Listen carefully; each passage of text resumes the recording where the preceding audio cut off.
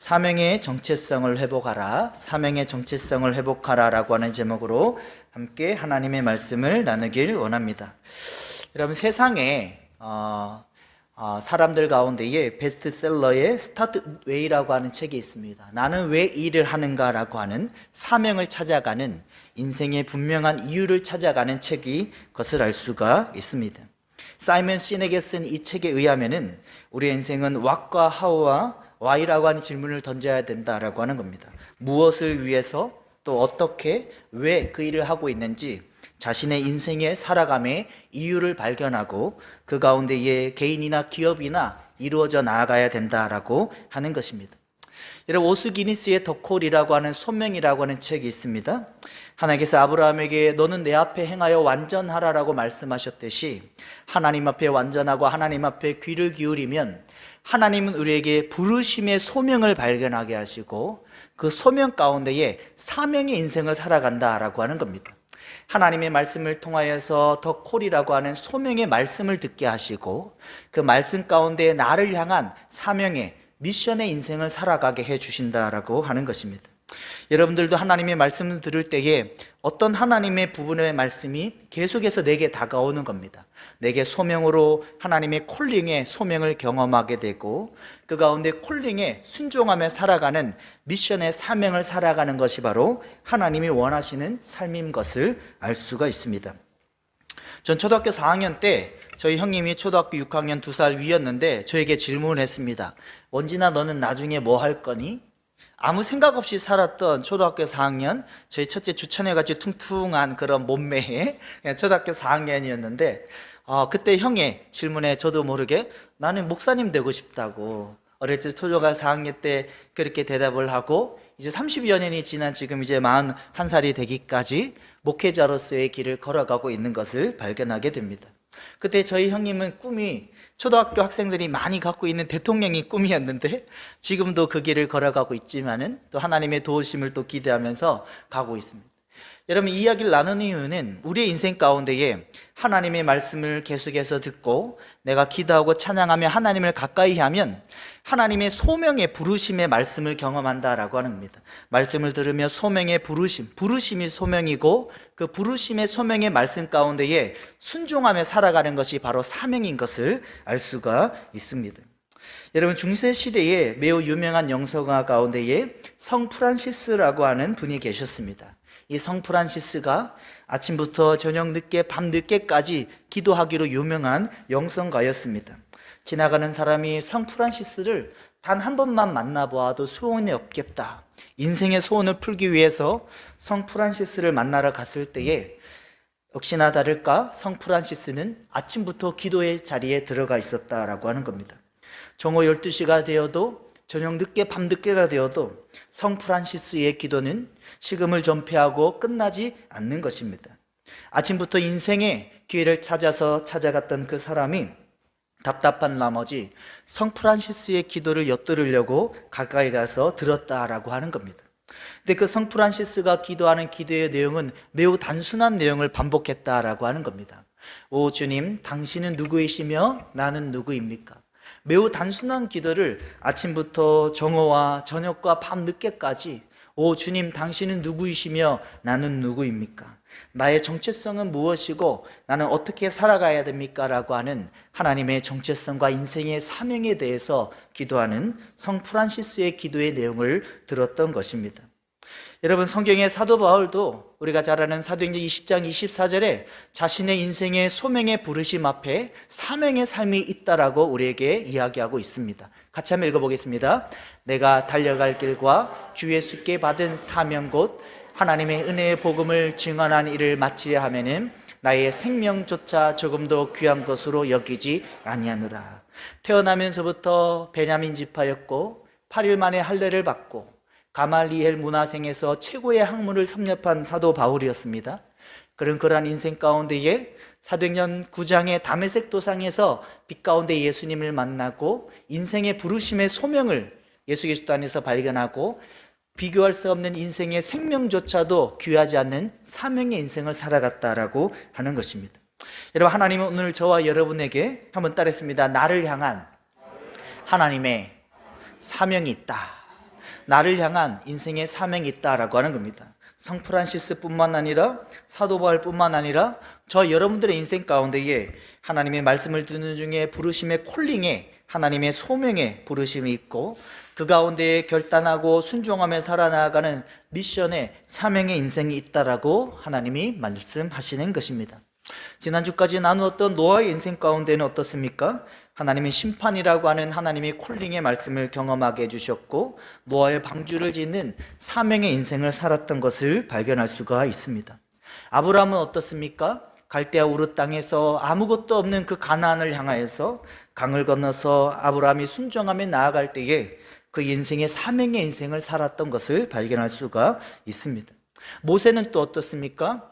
400여 년 동안의 애굽의 종살이를 하고 있는 이스라엘 백성 가운데에 하나님의 부르심의 사명을 경험하고 40년 동안 광야 가운데 순종하며 사명에 순종하는 모세의 모습을 발견할 수가 있습니다.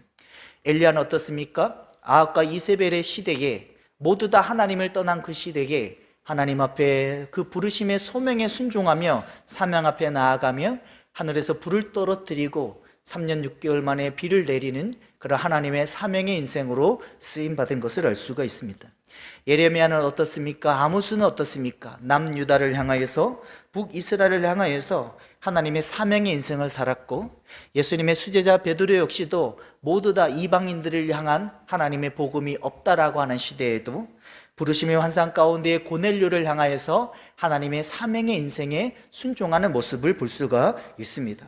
사도 바울뿐만 아니라 노아, 아브라함, 모세, 엘리야, 예레미야, 아모스, 베드로 이런 모든 성경 인물들을 볼 때에도 우리가 한번 따라했습니다. 하나님을 가까이 하면 소명의 사명을 발견한다. 그 소명의 부르심의 말씀 가운데에 나를 향한 사명의 인생을 발견한다라고 하는 것입니다. 여러분 최초의 선교사 윌리엄 켈리를 아실 것입니다. 구두수성공이고 이제 하나님의 복음의 선교는 서버나라고 하는 사도 바울에 의해서 끝났다라고 할 때에 이 윌리엄 켈리는 구두수선을 하면서도 자신을 향한 하나님의 부르심의 소명을 발견하고 그 인도라고 하는 나라로 사명의 순종의 길을 걸어가는 것을 볼 수가 있습니다. 지금도 성경 인물들뿐만 아니라 윌리엄 켈리뿐만 아니라 또 부족한 목회자의 길을 걸어가고 있는 저뿐만 아니라 여러분들에게도 하나님이 원하고 바라시는 것은 말씀을 들으면서 하나님의 부르심의 콜링, 소명을 발견하고 거기에 순종하는 미션, 사명의 삶을 살아가라라고 말씀하시는 것을 알 수가 있습니다. 오늘 부르심의 소명과 인생의 순종의 사명에 대해서 나누는 이유는 요나서가 바로 그 내용을 나누고 있기 때문에 그렇습니다. 하나님께서 아미떼의 아들 요나를 여로보암 2세 시대에 북이스라엘에 활동하도록 부르시면서 그에게 소명의 말씀을 통한 사명을 주신 것을 알 수가 있습니다. 우리 1절과 2절 읽어보겠습니다. 여호와의 말씀이 아미떼 아들 요나에게 임하니라. 이르시되 너는 일어나 저 큰 성읍 니느웨로 가서 그것을 향하여 외치라. 그 악독이 내 앞에 상달되었습니다. 하나님의 말씀, 여호와의 말씀이 아미떼 아들 요나에게 임했다라고 하는 것입니다. 아미떼 아들 요나에게 임했다라고 하는 이 내용이 여로보암 2세 북이스라엘에 일어난 사건이고 하나님께서 그에게 가서 그 니느웨에 있는 아수르의 수도인 니느웨를 향하여서 하나님의 심판을 예견하라라고 그에게 사명의 순종을 주신 것을 알 수가 있습니다. 여러분 요나가 이 이야기를 들을 때에 탐탁치 않았습니다. 니느웨는 거대한 그 당시에 지금의 미국과 같은 어마어마한 나라였고 그 수도 니느웨는 약 60만 명이나 살았던 대도시였던 것을 알 수가 있습니다. 지금도 오션과 명지를 합해도 10만이 되지 않는데 그 당시에 60만 명의 사람들이나 모여있던 그 시대인 것을 알 수가 있습니다. 요나서 4장 11절에 보면 좌우를 분별하지 못하는 어린 아이들이 12만 명이나 무려 되었고 그 요나가 사흘길, 3일길을 돌아야만 그 니느웨 성을 거의 돌아가 다닐 수 있는 큰 도시인 것을 성경은 우리에게 알려주고 있습니다. 요나는 이렇게 하나님이 다가온 그 말씀을 들을 때에 탐탁치 않았습니다. 왜냐하면 아수르가 북이스라엘은 자신의 민족들을 탄압하고 압제하고 포악하게 잔인하게 우리의 동족들을 죽였기 때문입니다. 여러분들의 인생 가운데도 어쩌면은 탐탁치 않은 또 어려운 이해되지 않는 하나님의 말씀이 다가올 때가 있을 것입니다. 설교를 들으면서 큐티를 하면서 또 하나님의 말씀을 묵상하면서 여러분들에게 하나님의 말씀이 내가 이해되지 않는 순종이 내게 다가올 때에도 오병이어를 통하여서 약 5천 명과 2만 명의 아이들과 여인들까지 먹인 그 순종을 통하여서 일하여 주시듯이 하나님이 모세를 통하여서 지팡이를 내어 밀라라고 하는 이해되지 않는 작은 순종을 통하여서 큰 홍해를 갈라주시듯이 나의 인생 가운데에 탐탁치 않은 이해되지 않는 하나님의 말씀이 다가올 때에도 그 말씀대로 순종할 수 있는 저희 여러분들 될 수 있기를 예수님의 이름으로 축복합니다. 여기에 하나님께서 니느웨로 가서라고 하는 것은 매우 요나를 향하여서 원어를 보면은 개인적인 수고를 하라라고 하는 것입니다. 그리고 그 악독이 있다라고 하나님이 요나에게 알려주신 이유는 매우 포악하고 잔인함이 그 니느웨 가운데에 죄악 가운데 있다라고 요나에게 설명해 주고 있는 것입니다.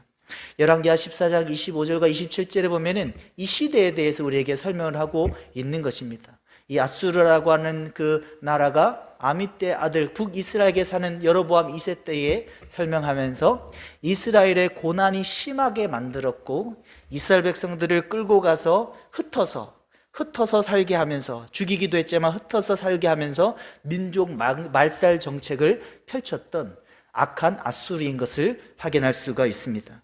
하지만 하나님께서는 그들을 향하여서 온전히 순종하는 부르심의 사명을 들려주신 것을 알 수가 있습니다.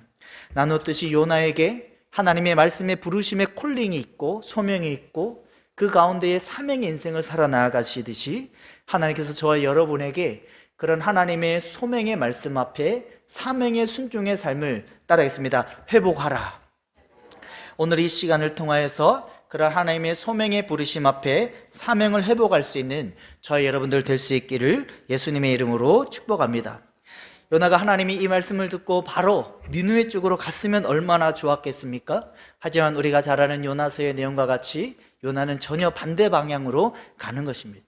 하나님은 니느웨로 가라라고 말씀하셨는데 전혀 반대 방향인 다시스로 도망하기 위하여서 욥바라고 하는 항구로 내려가는 요나의 모습을 발견할 수가 있습니다. 3절 같이 한번 읽어보겠습니다.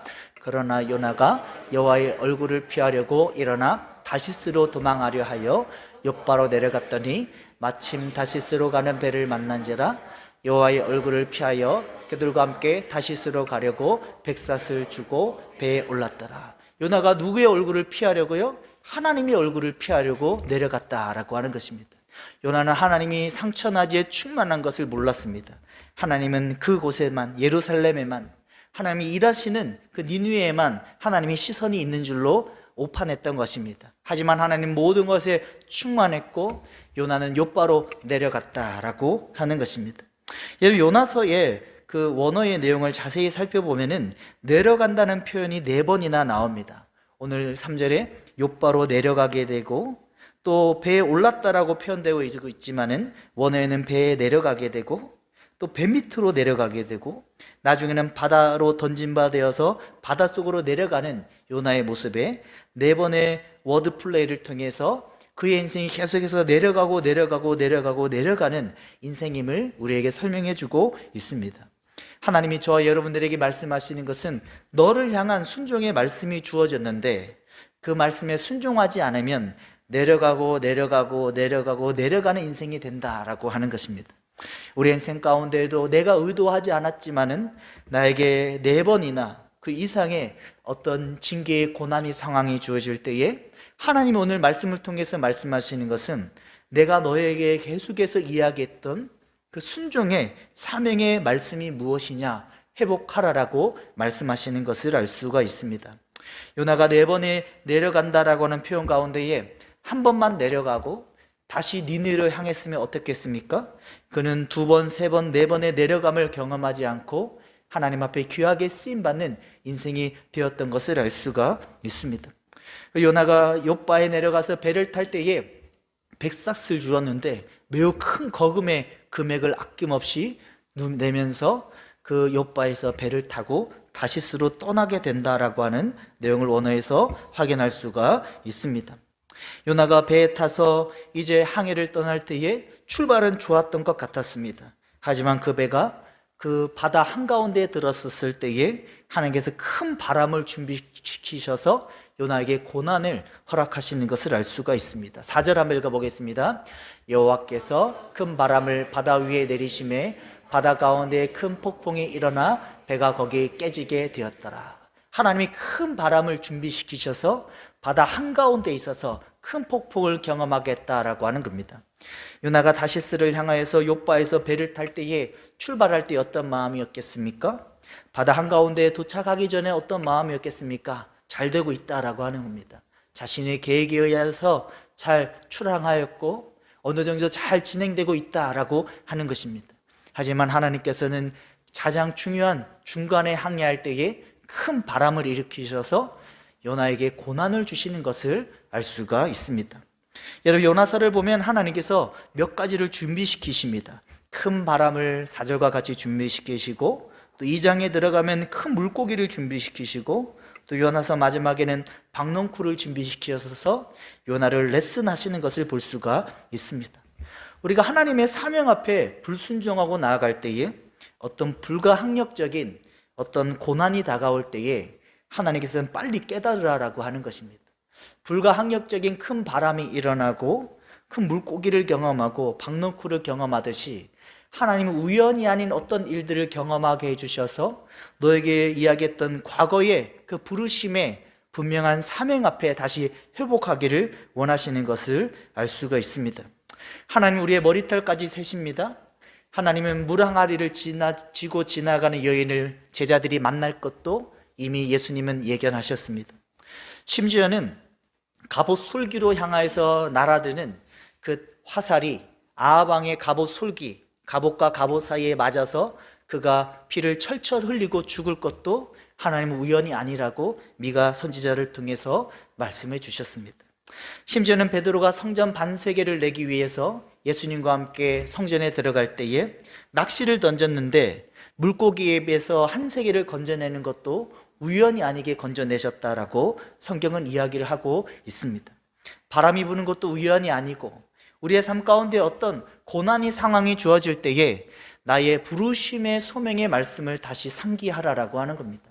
그 부르심의 말씀에 다시 상기하고 내가 순종하는 그 사명을 회복할 때에 하나님의 고난은 즉시 그치고 다시 바다가 잠잠해지듯 하나님의 우리의 인생을 순항하게 해주시는 것을 알 수가 있습니다. 그 배가 그런 큰 바람이 폭풍이 일어나게 되고 거방 깨지게 되었을 때에 이 원어를 깨지게 된다라고 원하는 산산조각 나기 직전이라고 하는 겁니다. 출항한 욥바의 그 배가 가운데까지는 잘 갔지만은 중앙에 이르렀을 때에 한가운데서 산산조각 나기 직전의 모습과 같이 마치 삼킬 듯이 바다가 그에게 향하였던 것을 볼 수가 있습니다. 이러한 상황 가운데에 사공들이 배를 가볍게 하기 위해서 물건들을 던지게 되는 것입니다. 그릇과 물건들을, 원어를 보면은 물건과 그릇들을, 가재도구들을 막 배 밑으로 던지게 되는 내용이라고 우리에게 소개하고 있습니다. 5절과 6절 같이 한번 읽어보겠습니다. 시작.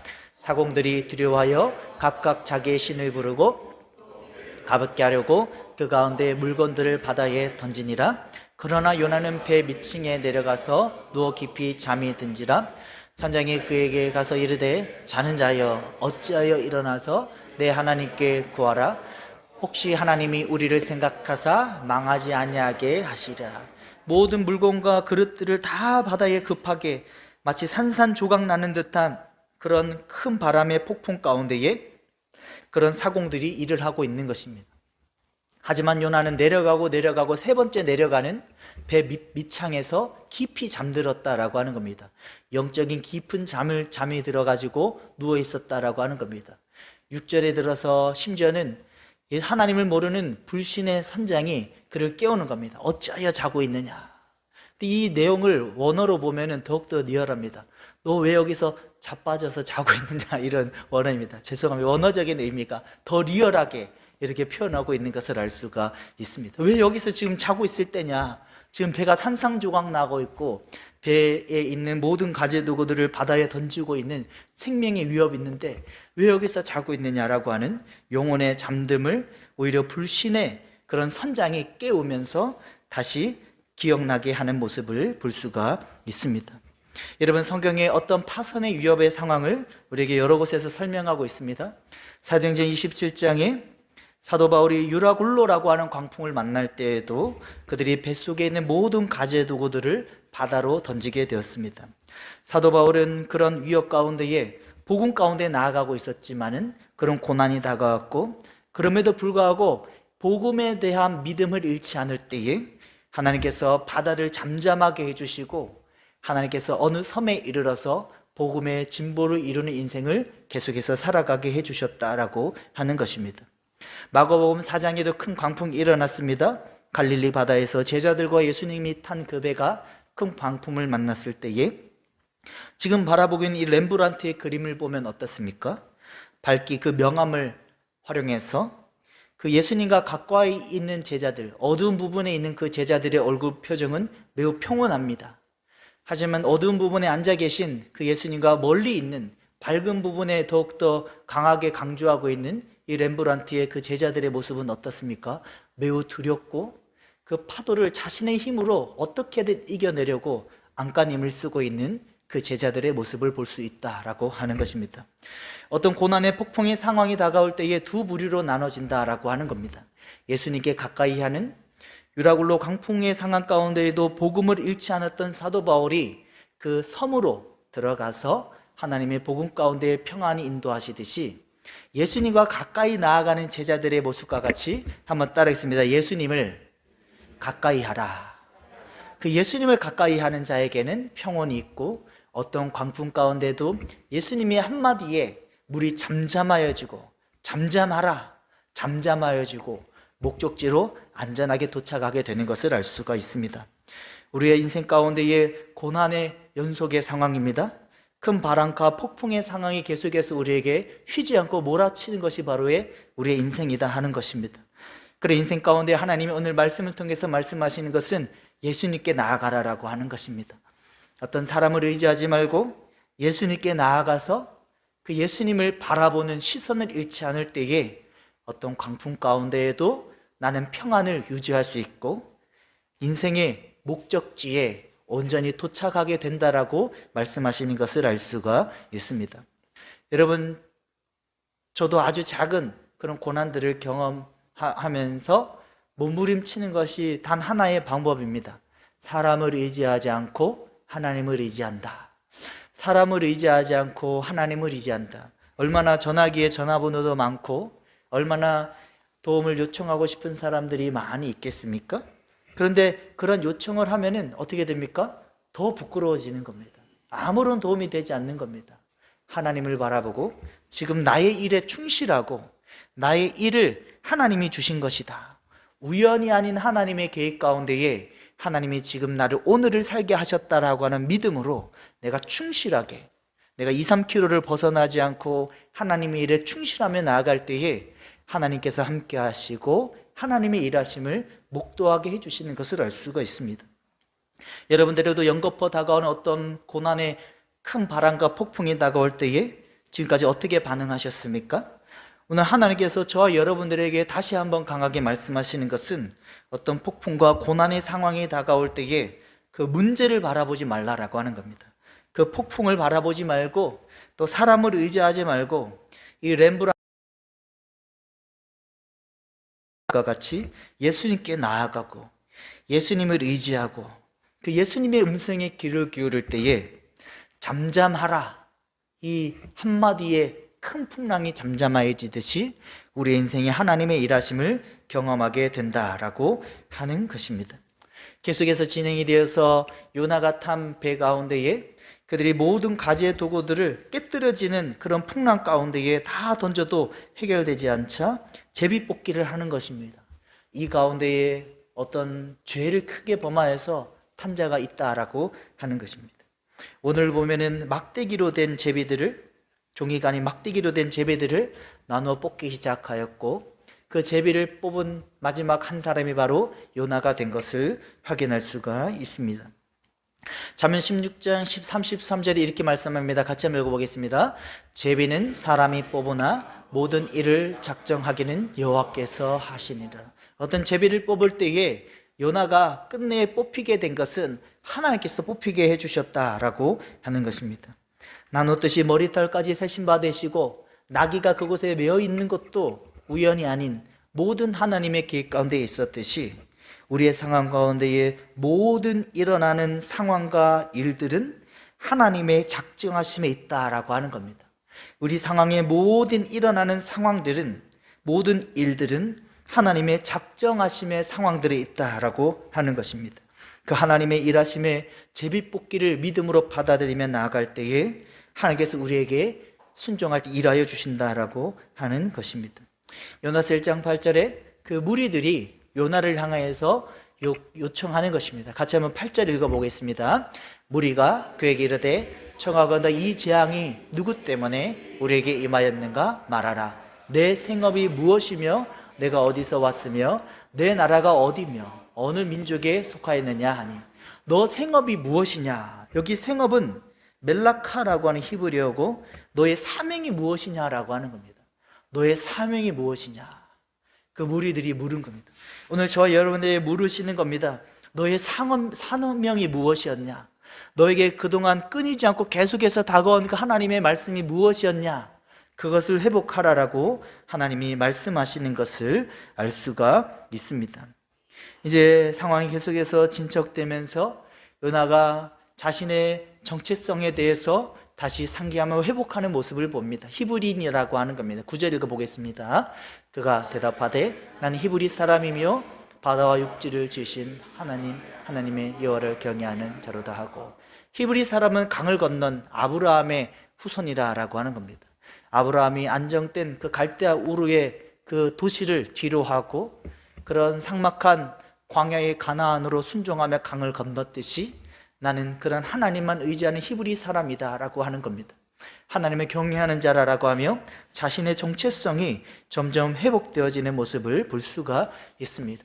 자신이 10절에 여호와의 얼굴을 피하여서 출발하였던 그 출발에 대해서 회개하면서 요나가 하나님 앞에 다시 신앙을 점점 세워나가는 모습을 볼 수가 있습니다. 요나서 1장 11절에 그러한 상황들을, 그 요나를 제비가 뽑혔지만은 바다에 던지지 않고 그 선원들이 선장이 어떻게 해보려고 했지만은 바다는 점점 흉흉했다. 마치 부글부글 물이 끓듯이 바다가 그 요나가 탄 배를 그와 같이 위협을 했다라고 하는 것입니다. 그러한 상황 가운데에 이제 요나가 어쩔 수 없이 그 바닷속으로 던지라라고 이야기를 하고 있는 것입니다. 우리 13, 14절, 12절 같이 한번 읽어보겠습니다. 시작. 그가 대답하되 나를 들어 바다에 던지라. 그리하면 바다가 너희를 위하여 잔잔하리라. 너희가 이 큰 폭풍을 만날 것이 나 때문인지 너희가 아노라. 그 이야기를 듣고 나서 이제 그 사람들이 요나를 어쩔 수 없이 이제 바다에 던질 수밖에 없는 상황이 된 것입니다. 1장 13절과 14절에 보면은 어떻게든 다시 육지로 돌리고자 13절에 하는 겁니다. 육지로 돌리고자 했다라고 하는 이 원어의 상황을 잘 꼼꼼히 읽어보면은 육지가 가까웠다라고 하는 겁니다.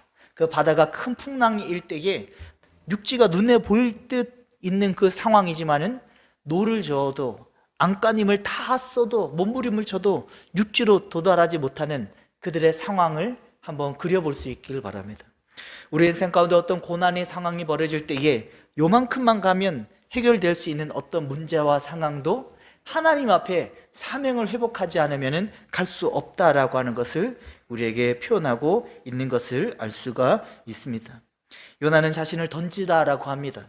구약에 14번이 나오는 그 단어를 사용하면서 나를 던져라, 나를 던져야 너희들이 이제 평안한 그런 항해를 순항을 할 수 있다라고 하는 것입니다. 배 탔던 선원과 선장이 어쩔 수 없이 요나를 바다에 던집니다. 15절 읽어보겠습니다.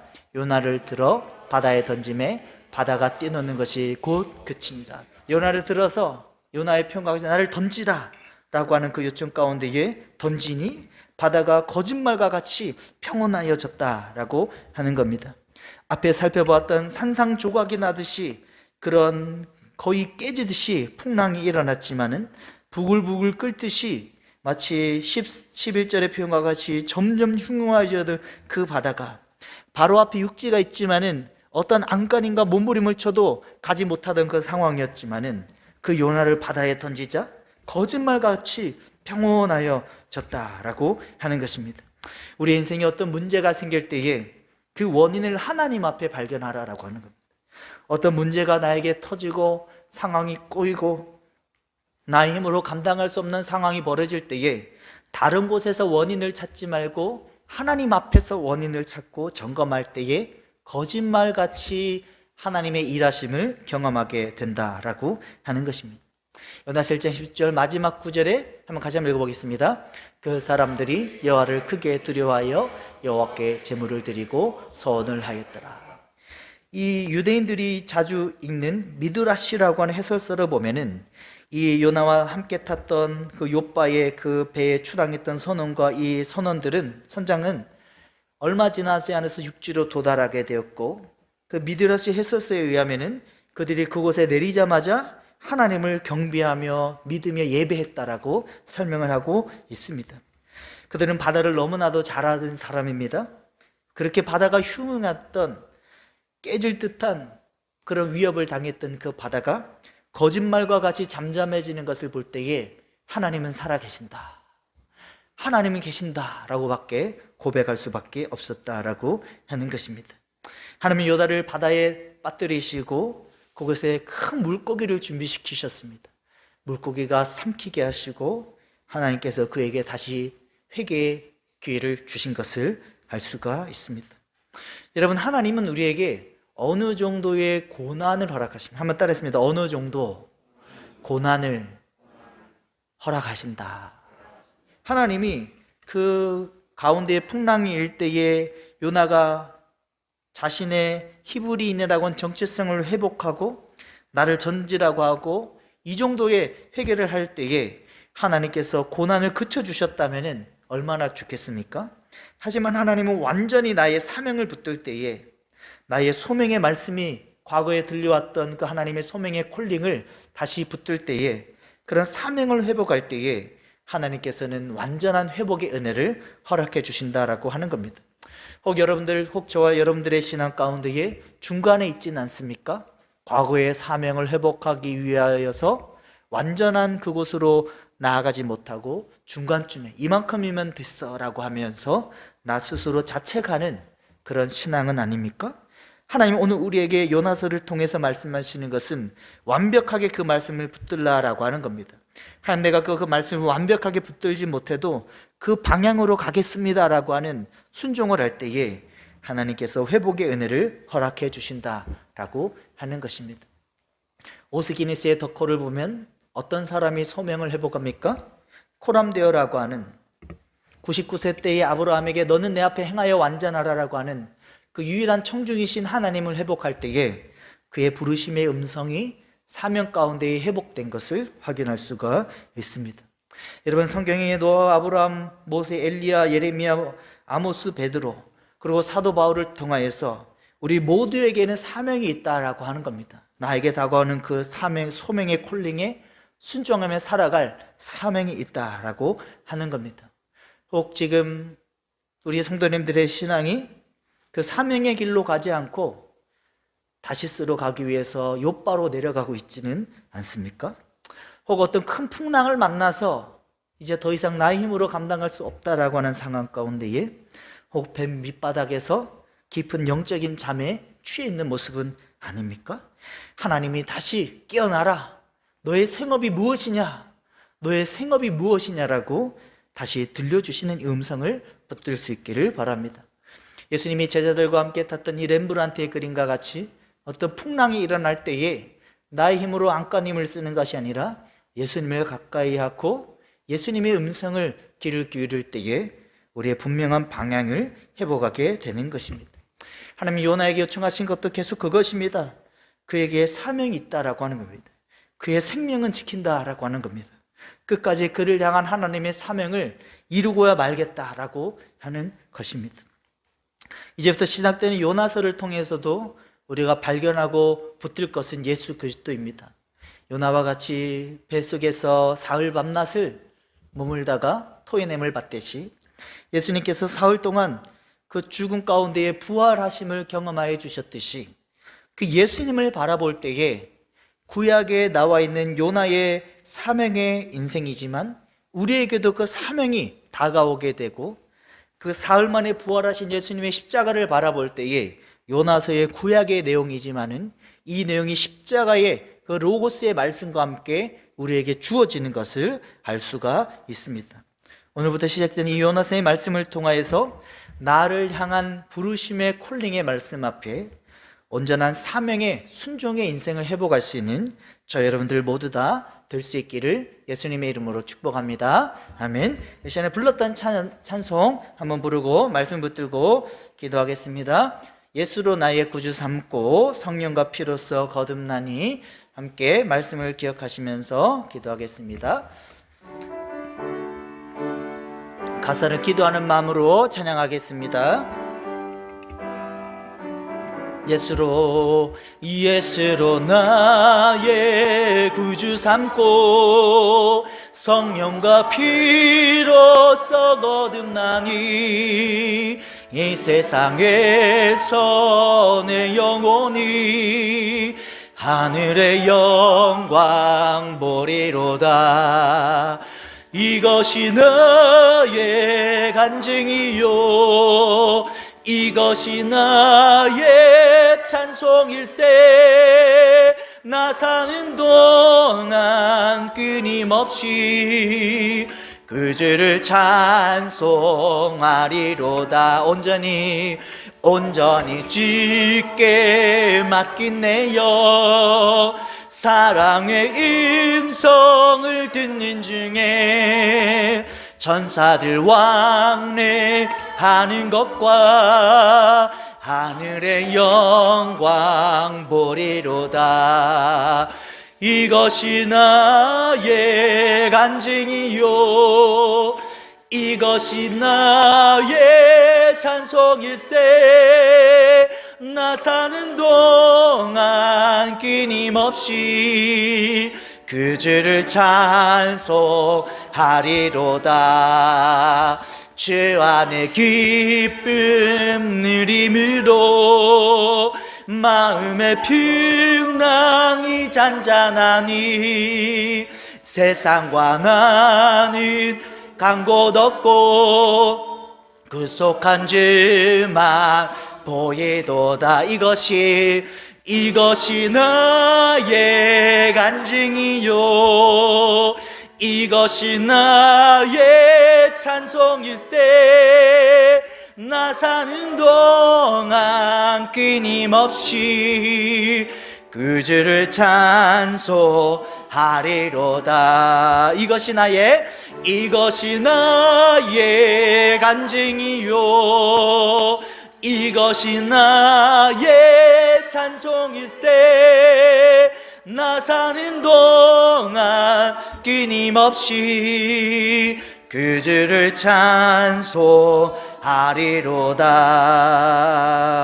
이 시간 기도하기는 하나님, 사도 바울과 같이 노아, 아브라함과 모세와 엘리야와 예레미야, 아모스, 베드로와 같이 나를 향한 하나님의 사명을 다시 붙들 수 있도록 축복하여 주시옵소서. 들으심의 소명의 콜링 앞에 믿음으로 순종하게 해 주시옵시고 나를 향한 인생의 사명을 회복하게 하여 주시옵소서라고 우리 주여 맺힌 말씀을 들기도 하겠습니다. 주여 할렐루야. 살아가 내가 풍성하신 하나님 아버지, 모세가 그리하였듯 노아, 아브라함과 하나님, 사도 바울과 엘리야, 예레미야, 아모스, 베드로가 그리하였듯 오늘 말씀에 요나가 그리하였듯 나를 향한 하나님의 사명이 있는 줄로 믿습니다. 그 사명 앞에 믿음으로 회복할 수 있도록 축복하여 주시옵소서. 하나님, 아미띠 아들 요나가 자신을 향한, 니느를 향한 그 하나님의 콜링 앞에 사명의 인생을 살아가지 못하고 다시스로 가려고 욥바로 내려가 배를 승선하였을 때에 그의 인생은 너무나 어려운 가운데에 놓이게 된 것을 확인할 수가 있습니다. 하나님, 우리 인생 가운데에도 과거에 들렸던 하나님의 말씀이 무엇입니까? 과거에 나에게 강하게 주셨던 그 콜링의 부르심의 소명이 무엇입니까? 그 소명을 다시 회복하게 하여 주시옵시고 그 소명 앞에 순종함으로 말미암아 사도바울과 같이 생명도 조금도 아깝지 않은 그 사명의 인생을 온전히 회복하며 나아가는 우리들 모두 다 되어질 수 있도록 축복하여 주시옵소서. 하나님, 우리 인생 가운데에 하나님의 부르심의 소명 앞에 귀 기울이게 하시고 그 소명 앞에 믿음으로 순종하며 나아가는 우리 성도님들 모두 다 모두가 되어질 수 있도록 축복하여 주시옵소서. 내가 함께하겠다 말씀하신 하나님 아버지, 말씀 없이고 그 말씀 앞에 믿음으로 순종하며 나아가는 우리 귀한 성도님들 모두 다 되어질 수 있도록 축복하여 주시옵소서. 우리 인생 가운데에 어떤 풍랑을 경험하고 있습니까? 어떤 큰 바람의 큰 폭풍을 경험하고 있습니까? 유라굴로와 같은 광풍을 경험하며 하나님 갈릴리 바다와 같은 그런 폭풍을 경험하고 있을 때에 하나님, 우리가 예수 그리스도를 향하여서 믿음을 회복할 수 있도록 하나님 축복 역사하여 주시옵소서. 주에게서 놀랍게 역사해 주실 줄로 믿습니다. 우리 이 시간에 기도하기는 요나와 같이 유라굴로의 광풍을 맞는 사도 바울과 같이 우리에게 사명을 회복하지 않을 때에 어떤 고난의 큰 바람과 큰 폭풍이 우리에게 다가올 수 있다라고 하는 것입니다. 우리 인생의 상황 가운데에 하나님 안에 다시 한번 말씀을 붙드는 사명을 회복함으로 말미암아 잠잠하여진, 정말 거짓말과 같이 잠잠하여진 하나님의 순항의 인생을 다시 회복할 수 있도록 축복하여 주시옵소서라고 우리 주님의 말씀을 들고 기도하겠습니다. 주여 할렐루야. 사랑하는 가 풍성하신 하나님 아버지, 요나가 다시스로 가기 위해서 욥바의 그 배를 승선하였을 때 그는 큰 바람과 큰 폭풍을 만날 수밖에 없었습니다. 사도 바울과 그 사람들도 사도행전 27장에 유라굴로의 광풍을 만날 수밖에 없었습니다. 하나님, 마가복음 4장에 제자들도 큰 광풍을 만날 때에 하나님이 그들에게 레슨하신 것은 예수님을 가까이 하라, 예수님을 바라보라, 예수님이 말씀하시게 하라라고 하는 것이었습니다. 하나님, 우리 인생 가운데에도 얼마나 많은 광풍과 얼마나 많은 고난이 있습니까? 그런 가운데도 하나님 앞에 믿음으로 순항하게 하기 위하여서 예수님을 가까이 하는 우리들 모두 다 되어질 수 있도록 축복하여 주시옵소서. 예수님을 의지하는 우리들 모두 다 되어질 수 있도록 축복하여 주시옵소서. 하나님, 우리 인생 가운데에 우연이 아닌 고난이 다가올 때에 하나님, 그 고난의 불가항력적인 상황들을 나의 신앙의 점검으로 바로잡고 그 가운데 우리의 신앙을 세워나가는 우리 성도님들 모두 다 되어질 수 있도록 축복하여 주시옵소서. 요나가 그러한 광풍 가운데에 자신의 정체성을 회복하고 요나가 하나님 앞에 신앙을 회복하였듯이 우리 인생 가운데에도 하나님 앞에 다시 회복되는 우리 귀한 성도님들 모두 다 되어질 수 있도록 축복하여 주시옵소서. 내가 일하여 주겠다 말씀하신 하나님 아버지, 내가 함께하겠다 말씀하신 하나님 아버지, 그 하나님 앞에 다시 회복의 시간, 다시 은혜의 시간, 다시 십자가를 바라보는 시간 모두 다 경험할 수 있도록 축복하여 주시옵소서. 주님께서 놀랍게 일하여 주시는 그 하나님을 경험할 수 있는 우리들 모두 다 되어줄 수 있도록 축복하여 주시옵소서. 이 시간에 기도하기는 제비가 끝내에는 요나에게 뽑히게 되었듯이 우리에게 이러한 모든 상황과 일들은 하나님의 강권적인 일하심을 벗어날 수가 없습니다. 하나님, 우리의 모든 상황들을 하나님 앞에 시각으로 바라보게 하시고 하나님의 시선으로 재해석함으로 말미암아 나의 생업을, 나의 사명을 다시 회복할 수 있도록 축복하여 주시옵소서라고 나의 상황들을 하나님 앞에 점검하며 우리의 사명을 다시 한번 회복하는 우리 주여 맺고 기도하겠습니다. 주여 할렐루야. 살아가는 가 풍성하신 하나님 아버지, 하나님, 제비가 끝내 요나에게 뽑히게 되었듯이 하나님, 잠언 16장 33절의 말씀과 같이 우리의 일을 작정하시는 분이 유일한 하나님이심을 믿음으로 고백할 수 있는 우리들 모두 다 되어줄 수 있도록 축복하여 주시옵소서. 일을 작정하시는 여호와, 일을 계획하시는 여호와, 그 하나님 앞에 우리의 믿음을 다시 회복할 수 있는 우리들 모두 다 되어줄 수 있도록 축복하여 주시옵소서. 요나가 히브리 사람이며 하나님의 얼굴을, 하나님의 낯을 피하여서 내가 온 자라라고 하며 자신의 정체성을 회복하며 나아갔듯이 우리 인생 가운데에도 하나님 앞에 정체성을 회복할 수 있는 우리들 모두 다 되어줄 수 있도록 축복하여 주시옵소서. 요나가 자신을 던지라라고 하며 회개하였듯이 우리 인생 가운데도 하나님 앞에 회개를 경험하는 우리들 모두 다 되어줄 수 있도록 축복하여 주시옵소서. 이 시간에 기도하는 사도 바울이 히브리 사람이다라고 하며 여호와의 얼굴을 피하였다라고 하며 자신을 던지라라고 하며 회개를 하며 나아갔듯이, 회복하였듯이 우리 인생 가운데도 하나님 앞에 뜨거운 회개가 일어날 수 있도록 성령 하나님 감동하여 주시옵소서라고 하나님 앞에 정체성을 회복을 위하여서 우리 주 맺고 기도하겠습니다. 주여 할렐루야. 살아가는 가 풍성하신 하나님 아버지, 요나가 히브리 사람임을 다시 정체성 가운데에 고백하고 그가 여호와의 얼굴을 피하여 왔다라고 하며 회개하며 나아갔듯이 그가 나를 바다에 던지라라고 하며 하나님 그가 중심으로 회개하였듯이 우리 인생 가운데에도 하나님 안에 회개가 일어나는 우리들 모두 다 되어줄 수 있도록 축복하여 주시옵소서. 내가 일하여 주겠다 말씀하신 하나님 아버지, 그 하나님 앞에 일하여 주신 하나님의 은혜를 깨달을 수 있는 우리들 모두 다 되어줄 수 있도록 축복하여 주시옵소서. 하나님이 일하심을 고백하며 하나님이 일하심을 목도할 수 있는 우리 귀한 성도님들 모두 다 되어줄 수 있도록 하나님 축복하여 주시옵시며 역사하여 주시옵소서. 주님의 그 살아계심을 경험하는 우리들 모두 다 되어줄 수 있도록 축복 역사하여 주시옵소서. 하나님 일하여 주시고 하나님 함께 해주시고 하나님의 그 놀라운 은혜를 다시 회복하는 정체성의 회복과 뜨거운 회개가 성령 하나님의 감동 가운데에 일어날 수 있도록 축복하여 주시옵소서. 주에게서 놀랍게 역사하여 주실 줄로 믿습니다.